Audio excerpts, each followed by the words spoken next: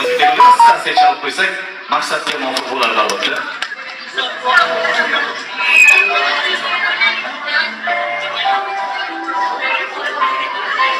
Albatta, Fayzli kanalimizni rasman ochib deya e'lon qilish arafasida turgan ayni damda ushbu oilaning yaqin insonlaridan Baxtiyor akamizni mamnuniyat bilan taqdiramiz Baliy markaziga chorlab qolamiz. Kelinglar, marhamat. Baxtiyor aka, ajoyib rizqlarni albatta 2 yoshga yo'llab kechamizni rasman ochib deya e'lon qilib berasiz degan umiddamiz albatta.